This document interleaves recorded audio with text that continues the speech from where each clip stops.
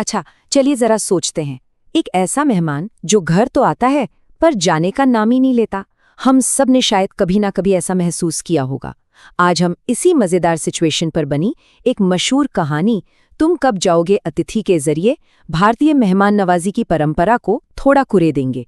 ये कहानी असल में एक व्यंग्य है जो दिखाता है कि हमारे आदर्श और असलियत के बीच कितनी मजेदार टक्कर हो सकती है। भारतीय संस्कृति में ये लाइन तो सबने सुनी ही होगी, मेहमान जो हमारा होता है वो जान से प्यारा होता है। ये सिर्फ एक कहावत नहीं है बल्कि एक आदर्श है। ये दिखाता है कि हमारी परंपरा में मेहमान को कितना ऊंचा मतलब भगवान का दर्जा दिया जाता है। लेकिन यहाँ एक ट्विस्ट है। क्या होता है जब वही मेहमान जाने का नाम ही न ले? बस यहीं से हमारी कहानी का असली मजा शुरू होता है और एक आदर्श स्थिति एक बहुत ही मजेदार दुविधा में बदल जाती है। तो इस दुविधा को ठीक से समझने के लिए पहले उस सांस्कृतिक सिद्धांत को समझना जरूरी है जो इस पूरी कहानी की नींव है, और वो है अतिथि देवो भव, यानी मेहमान भगवान का ही रूप होता है। और देखिए, ये सिर्फ एक सुंदर विचार नहीं है बल्कि एक गहरा सांस्कृतिक कर्तव्य है। इसका सीधा सा मतलब है कि मेजबान का ये धर्म है कि वो अपने मेहमान का स्वागत अपनी पूरी ताकत से करे, क्योंकि वो साक्षात ईश्वर का रूप माना जाता है। कोई भी कमी नहीं रहनी चाहिए।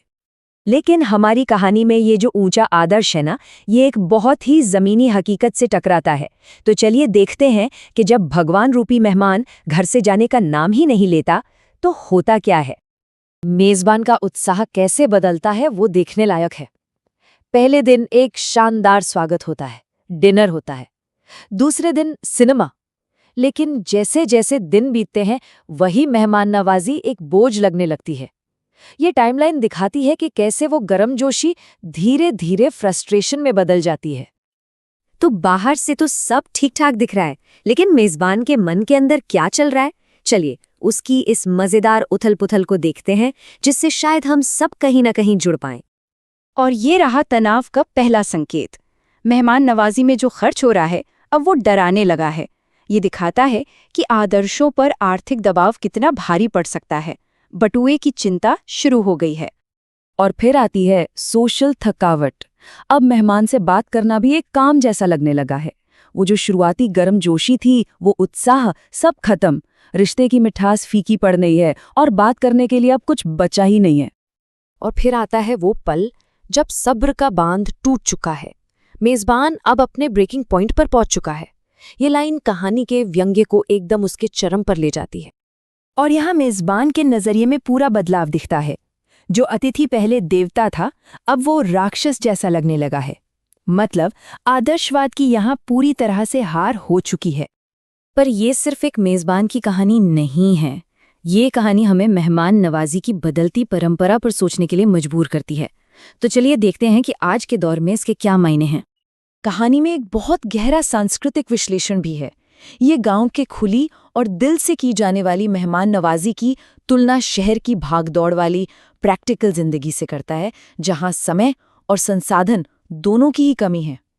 ये एक बेहतरीन उदाहरण है कि हमारी जीवन शैली हमारे मूल्यों को कैसे बदल देती है।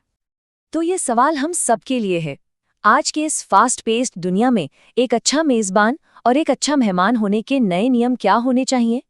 अपनी परंपराओं और आज की असलियत के बीच एक बैलेंस कैसे बनाया जाए? और आखिर में ये कहानी हमें सिर्फ मेहमान नवाजी के बारे में नहीं बल्कि हमारे बदलते रिश्तों और परंपराओं के बारे में भी बहुत कुछ बताती है। तो इस कहानी का असली मतलब क्या है? ये सिर्फ एक मेहमान और मेजबान की नोक-झोंक नहीं है।